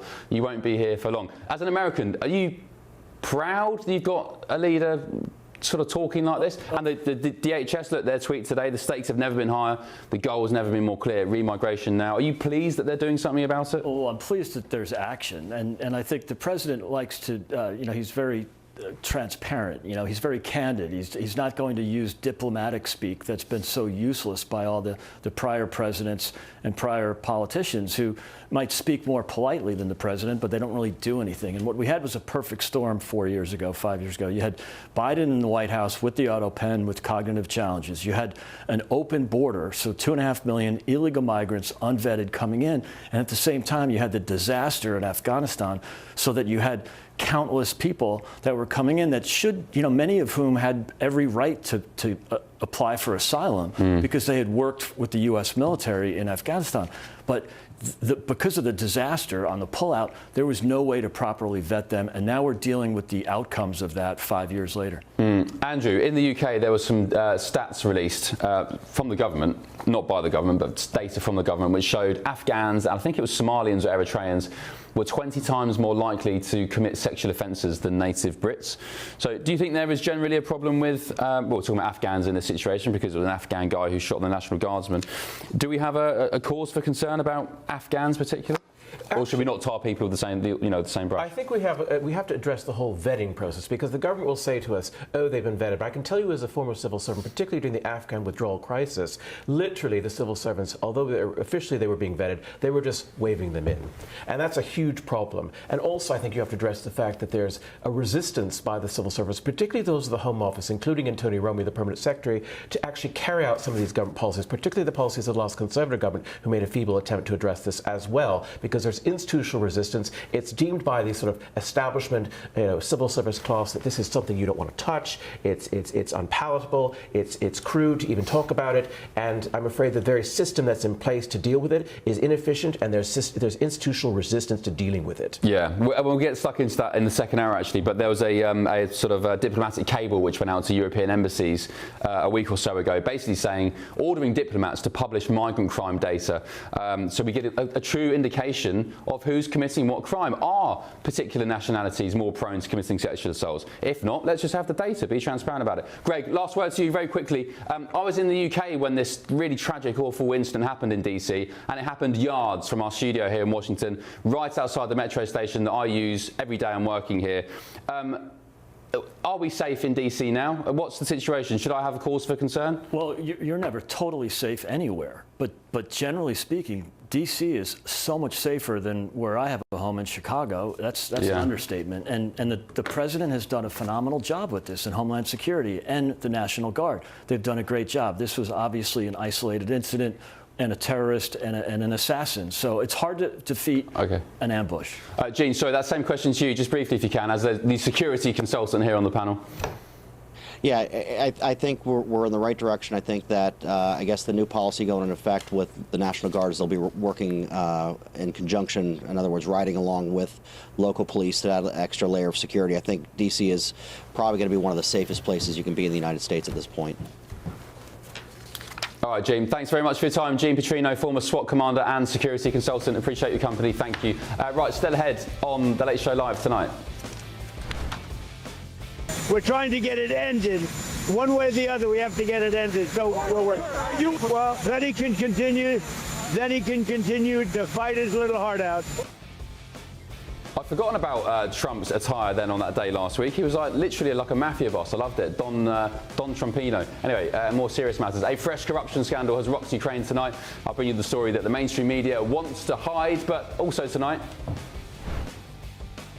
Cutting the cost of living, cutting NHS waiting lists and cutting debt and borrowing. And I achieved those things in my budget, my second budget as Chancellor of the Exchequer yesterday. What else she's achieved? Cutting the amount you take home each and every day. But one cut you may welcome is a cut to her time as Chancellor. Maybe, maybe not, as calls grow tonight for Rachel Reeves to resign after the budget and allegations that she lied about the £20 billion black hole. Back in just a tick on The Late Show Live.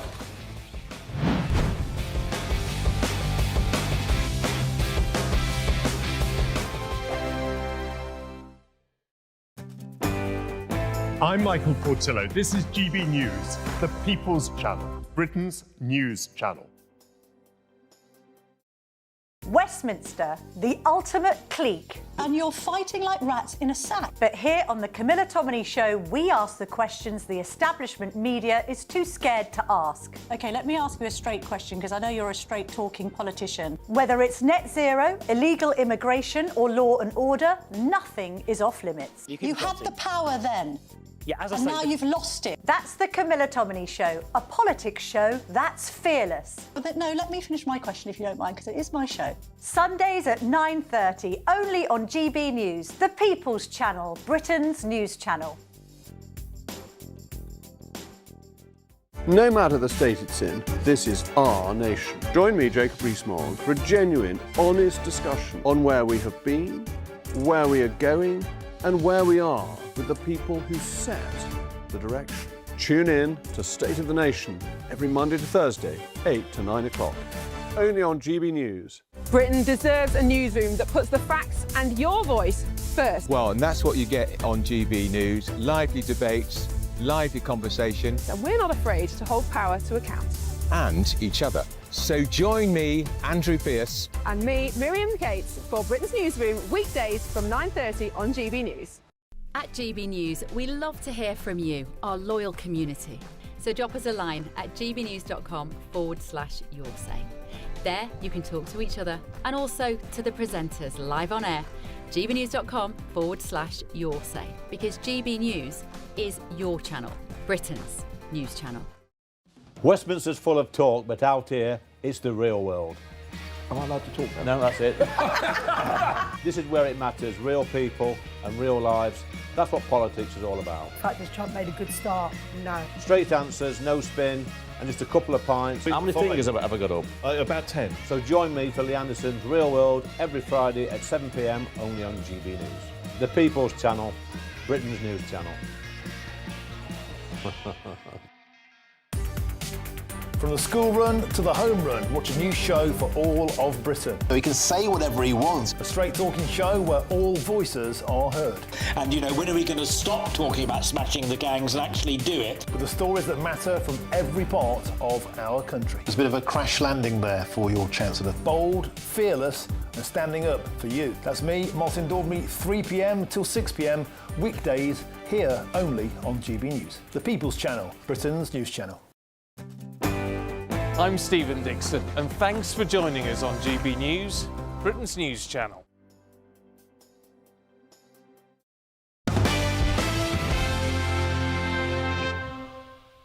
Well, I wouldn't want any honourable member to miss this. Yeah, damn right you don't want to miss this, because Rachel Reeves has been accused of misleading the country. You at home, remember this excuse which gets rolled out regularly? £22 billion black hole in the public finances left by the party opposites. Well, tonight, a letter from the Office for Budget Responsibility, the OBR, has revealed that the £22 billion black hole simply did not exist. And the Chancellor was warned the gap would be actually much smaller. That warning, by the way, was issued way back in September, so she knew, allegedly. Downing Street, though, are also tonight denying that she misled the public, adding the country is still facing challenges. What does that mean, still facing challenges?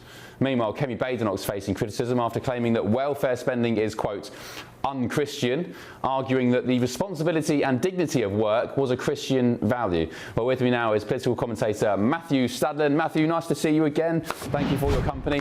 First of all, is it time for Rachel Reeves to go? First of all, there was questions and concern over her claims she was an economist at the Bank of England. There was question marks over her alleged extravagant expense spending at HBOS, buying purses and perfume, whatever else.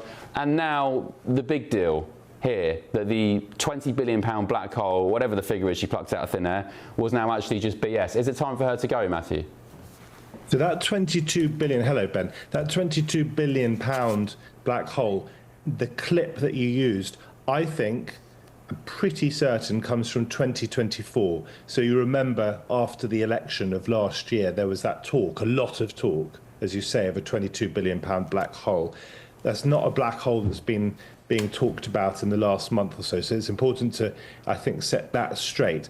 As far as whether Rachel Reeves will go, there's certainly pressure on her. No doubt about it. There's a lot of political heat coming in from the Conservatives, coming in from some political and perhaps as well economics commentators. But let's go back to that press conference. And this is like thorny stuff, okay? I'm a political commentator. I have to try and get to grips with economics. It's not my area of speciality, but I've spent a lot of time this evening trying to get on top of it. And it is quite thorny. Let's go back to that almost unprecedented, maybe unprecedented press conference she gave. Do you remember just a few weeks ago on the 4th of November? Where she was preparing, no doubt about it, she was preparing the country for tax rises. Now, she knew at that point that there was going to be a productivity dip, a substantial productivity dip. She also, it is true, knew by that point that that dip was compensated for by extra tax receipts in the shape of, because of inflation and because of pay rises.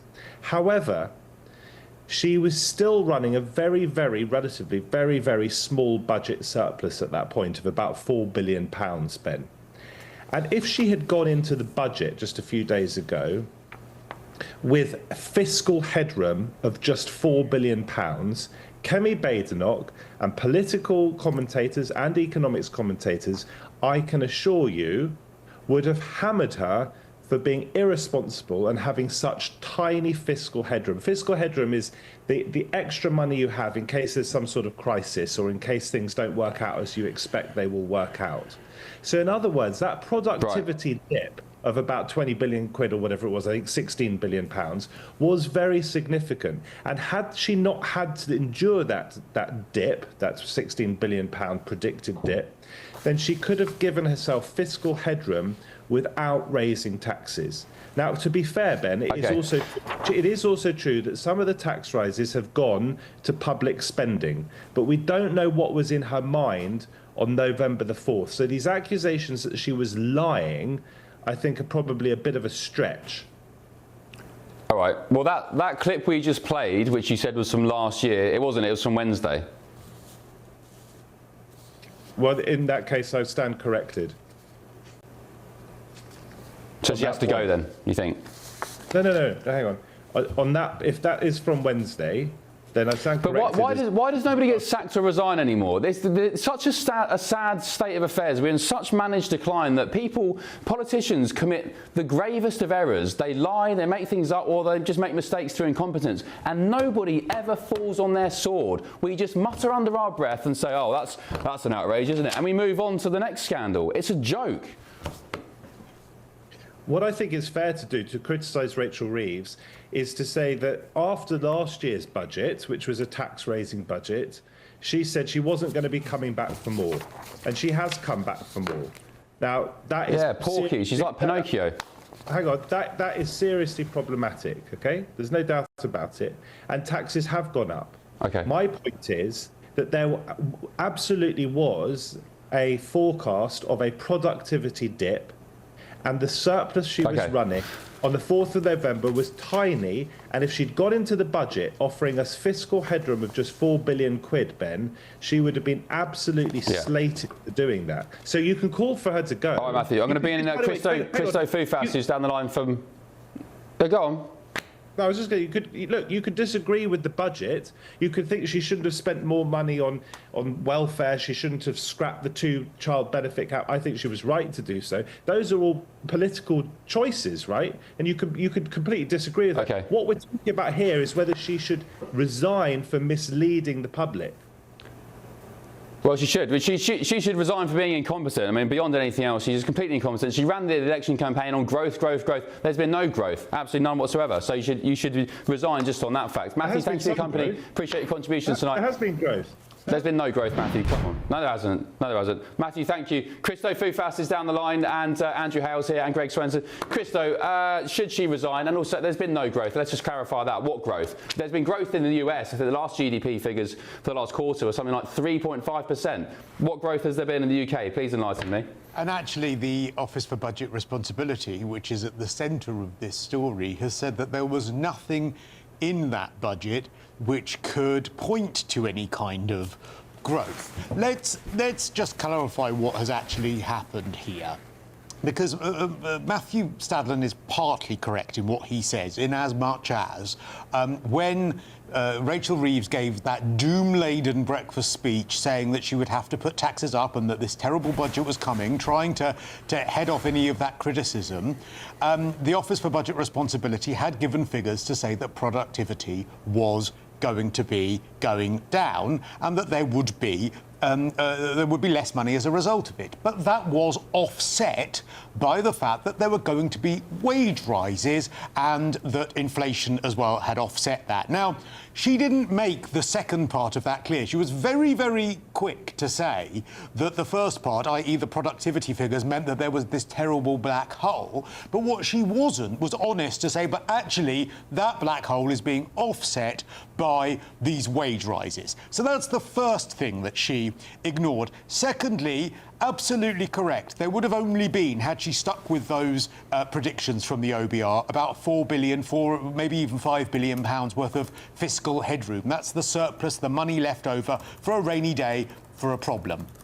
But yeah, what she didn't do then was decide that she could have increased that by not giving a massive benefits payout, by not lifting the two-child benefit cap, which of course was not in the manifesto at all. And it was actually something that Keir Starmer had previously said that the country could not afford. And so that was the part of the deception. And it was purely done so that her and Keir Starmer could save their own skin, because they knew that the backbenchers behind them were baying for their blood to get rid of them. And that's why they did it.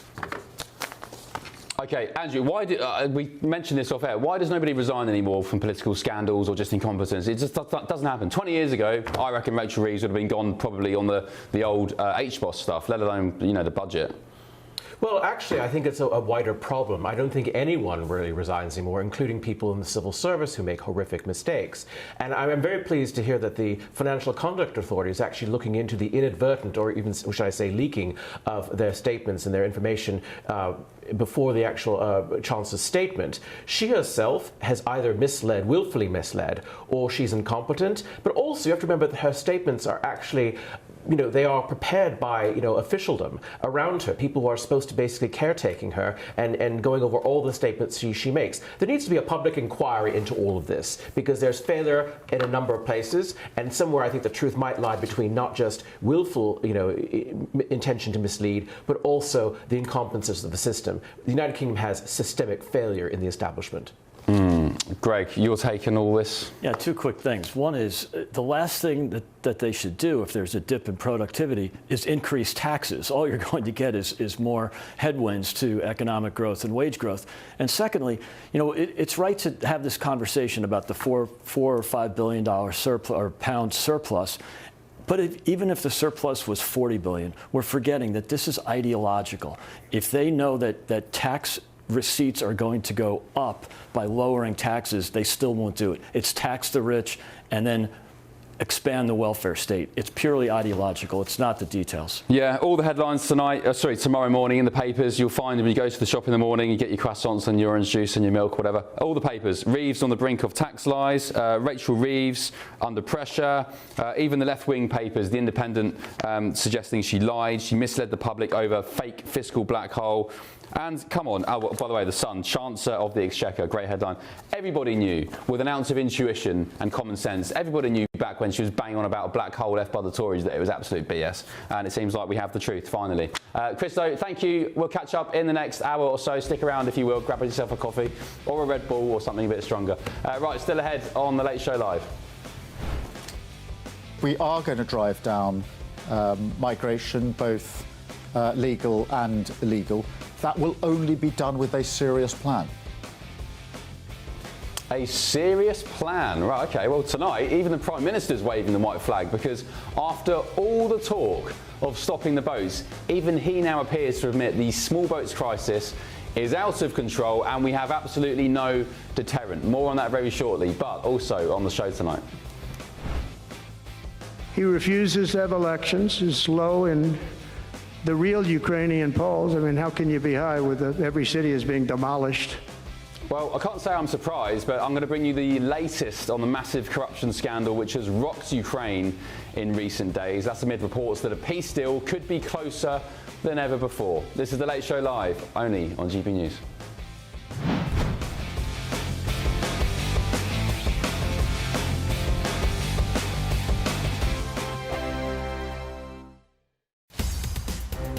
In the GB Newsroom, we bring you the news as it happens. With our team of dedicated journalists across the UK, We're ready to keep you up to date with what's happening every half an hour, every single day. Bulletins here on GB News. the People's Channel, Britain's news channel. Mornings don't have to be tiresome, especially if you have the right company. Wake up to news as it happens, opinion and debate, and of course, a little bit of entertainment too. Because when the kettle's on, we're on. That's Breakfast on GB News, a show worth waking up for. Every morning from 6 a.m. Only on the People's Channel, Britain's news channel. We'll spread the news, you spread the word. Westminster's full of talk, but out here, it's the real world. Am I allowed to talk now? No, that's it. This is where it matters, real people and real lives. That's what politics is all about. In fact, has Trump made a good start? No. Straight answers, no spin, and just a couple of pints. How many fingers have I got up? About 10. So join me for Lee Anderson's Real World every Friday at 7 p.m. only on GB News. The People's Channel, Britain's news channel. At GB News, we love to hear from you, our loyal community. So drop us a line at gbnews.com/yoursay. There you can talk to each other and also to the presenters live on air. gbnews.com/yoursay, because GB News is your channel, Britain's news channel. Join me, Nana Akweer, for an informative, interactive news programme with a difference. It's fun. No, he didn't say that, Dave. I'm so surprised. I think there's an element of truth to that. Join me from 3 p.m. every weekend, only on GB News, Britain's news channel. You want to know what's really going on in the corridors of power? Labour don't know what to do with you half the time, and that makes you quite lethal in the chamber. Get behind the headlines with Chopper's Political Podcast. Join me, Christopher Hope, as I sit down with the great and the good of British politics. We'll see where this ruling takes us. These are the stories shaping our nation. Chopper's Political Podcast, available now on all platforms. Listen in and stay ahead. Hi, I'm Michelle Dewberry, and my show is your opportunity to cut through all the noise and dive in headfirst to some robust debates. Ideas clash. Situation, No, isn't it? no, Because the failure is... You're deliberately avoiding my point. Nothing's held back, And if you think this is the end of it, wait for more. and we do not shy away from the difficult stuff. Sometimes I want to shake people and say, if only you understood. So join me on Jubes & Co. weeknights at 6 p.m. only on GB News, Britain's news channel. Europe has failed to bring peace, and Zelensky probably wants to keep the gravy train going. I don't know what's the problem, but he hasn't been able. He's very upset. The closest ally of Ukrainian President Volodymyr Zelensky has resigned just hours after his home was raided by anti-corruption investigators. It follows recent reports that some of Zelensky's close associates were allegedly involved in a plot to skim around $100 million from Ukraine's energy sector. Meanwhile, the United States is reportedly poised to recognise Russia's control over Crimea and other occupied Ukrainian territories in a bid to finally, once and for all, secure a deal to end the war. Joining me now is advisor on European Affairs, Julia Krill. Julia, good evening. Thanks for your company. We knew long before the invasion, the second invasion of Ukraine, that Ukraine was a pretty corrupt country. But just explain what's happened here on this incident with Zelensky's sort of, close associate. Hi, good evening. Well, a few weeks ago, the Ukraine was hit with probably the biggest corruption scandal in its history, with large amounts of sums being stolen from the energy sector, from the defense sector, and some of the key positions in the government have been involved in this scandal. And at the same time, some of the closest allies to Zelensky have also been involved in the scandal. So you can clearly see the outrage among Ukrainian people. They are no longer ready to tolerate corruption, specifically when it comes to such sensitive sectors such as energy, defense. Right now, Kiev and the rest of Ukraine is going through shortage of electricity. People are not being able to work or to do some of the basic things that they need to do, while at the same time we are seeing such large amounts of money being stolen. So also when it comes to Yermak, there has been really high demand for his resignation. And right now the question is if the president will be able to reboot the government and the work of the government and the work of his administration. Because if this resignation is only nominative and Yermak takes some other position in the cabinet or remains very close to Zelensky and nothing changes, then there is a very high chance that people will keep coming after Zelensky. Yeah. Julia, is this why some people are saying this is why Zelensky is more encouraged now to end the war and agree a peace deal, because the spotlight is being shone on corruption? Any weight in that argument? Well, it's not only that Zelensky is being encouraged to end the deal, it's also the U.S. administration wants to reach the peace in Ukraine, and it's been U.S. administration's desire for a long time. But we have seen that there have been attempts in summer to reach some sort of peace deal, to have negotiations with Putin. Now there are attempts happening one more time. But the likelihood that it's going to reach some sort of agreement in the near future is very low, because you cannot really win at the negotiations table what you've lost at the battlefield. And right now, Russia has not lost on the battlefield. Yeah. Julia, thank you for your company. Appreciate your expertise. Julia Creel, European Affairs Advisor. I'm going to get the thoughts now of former US Navy Admiral Mike Hewitt. Mike, hello. Thank you for your company. With regards to this corruption situation in Ukraine, this is the exact situation many people who are against arming and funding Ukraine were banging on about for a long, long time. Ukraine, of course, infamously has been a corrupt country when it comes to standards of, siphoning money and whatever else. I guess people have been proved right. No, Mike? Well, I get the timing of this could not be worse for Ukraine.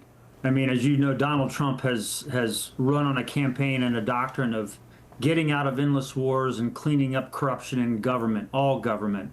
And so we've known for a long time that Ukraine has really been fighting a three-front war. Obviously, the military campaign against Russia, but also the insiders that support Putin throughout the Ukrainian government. And then thirdly, the corruption that's been there since the end of the Cold War. These were all things that Zelensky was fighting against at the same time. Yermak was way more than a chief of staff to Zelensky. He was his right-hand man. He operated it de facto as the vice president of the country. He made many of the decisions with respect to cabinet members. And so I'm gravely concerned about the scope and the size of what this corruption scandal is going to uncover. Yeah. Just in 30 seconds, Mike, sorry to squeeze you for time. Are you surprised then President Trump is now turning the screw on Zelensky in Ukraine and saying, look, we've had enough of this, just agree the peace deal, or, go it alone, we're not going to fund you, not going to arm you? No, I don't think that's going to be his approach at all. The one thing he knows for certain is that you can't trust President Putin to sign any deal and stick to it. So he's not going to capitulate to Putin just because of this particular situation.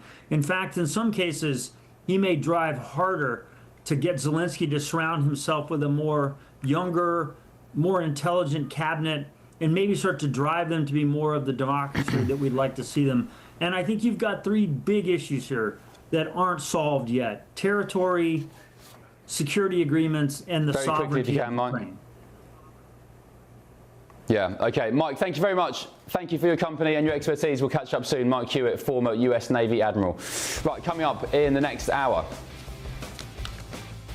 Migration, immigration, migration, migration, migration, migration, migration.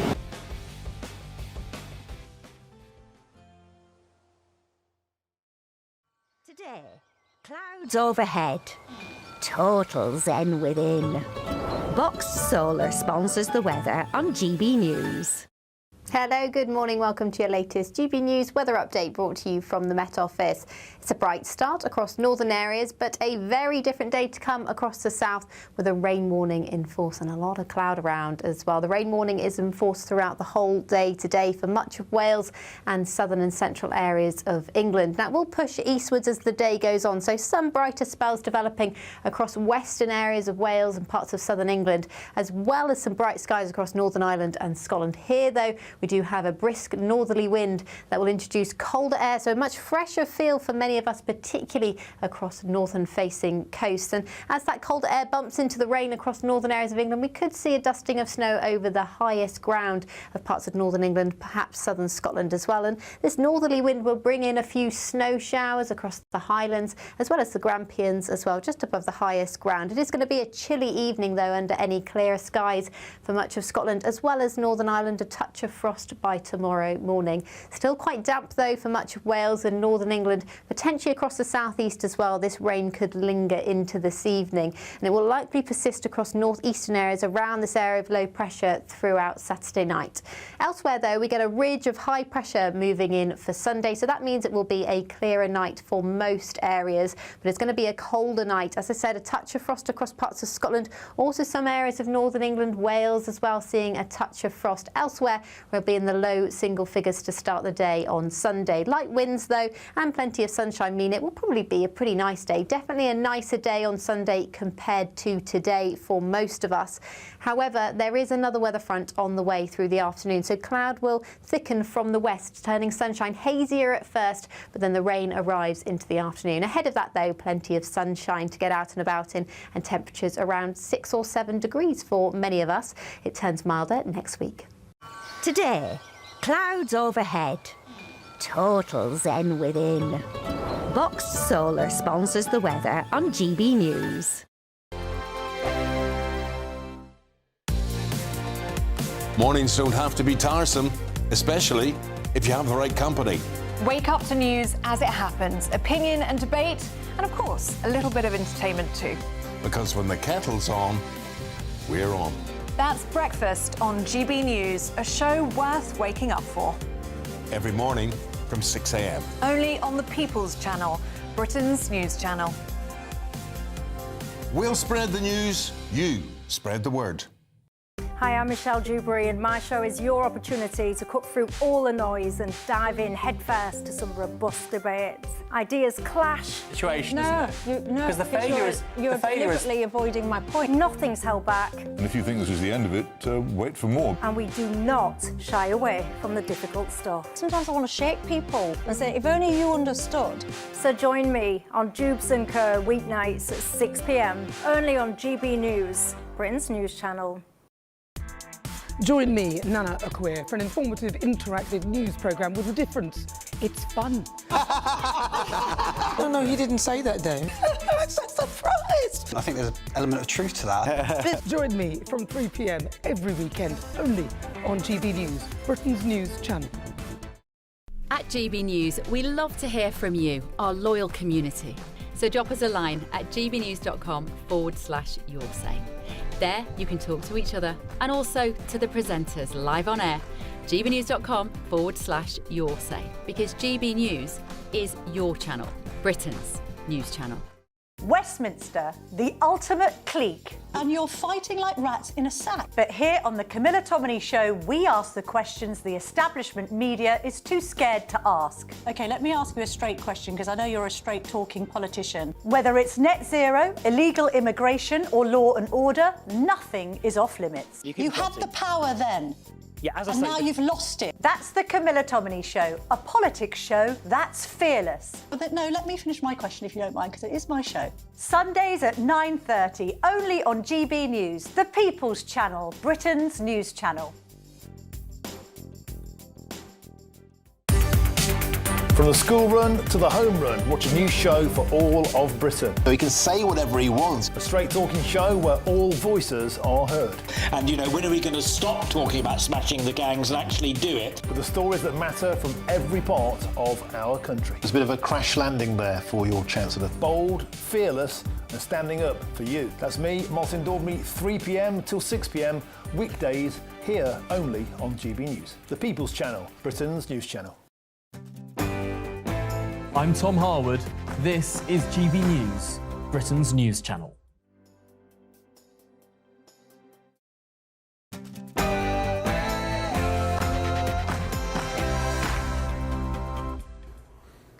Hello, good evening. Tonight on The Late Show Live, President Trump threatens Joe Biden with perjury and, surprise, surprise, Sir Keir Starmer, our dear leader, tells Emmanuel Macron we have no deterrent in the English Channel.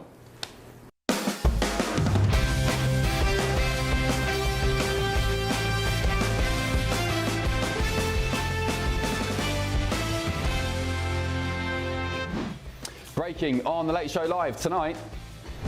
You know, Biden, Sleepy Joe Biden, one of the worst, definitely the worst president in the history of our country. An extraordinary story emerging from the United States this evening. President Donald Trump has announced he's set to cancel each and every executive order passed by President Joe Biden under his premiership and, get this, threatens to charge him with perjury. Also tonight. This heinous assault was an act of evil, an act of hatred, and an act of terror. It was a crime against our entire nation. It was a crime against humanity. A first-degree murder charge has now been filed against the suspect in the Washington, D.C. shooting that killed 20-year-old guardsman Sarah Beckstrom. Her fellow guardsman, Andrew Wolf, remains in a critical condition tonight. And we must take all necessary measures to ensure the removal of any alien from any country who does not belong here or add benefit to our country. In response to that attack, does the UK need to follow suit? The president has threatened to escalate his crackdown on immigration and permanently pause migration from third world countries. He's declared on Truth Social tonight, only reverse migration can fully cure this situation. Could you imagine Britain doing the same? Also tonight.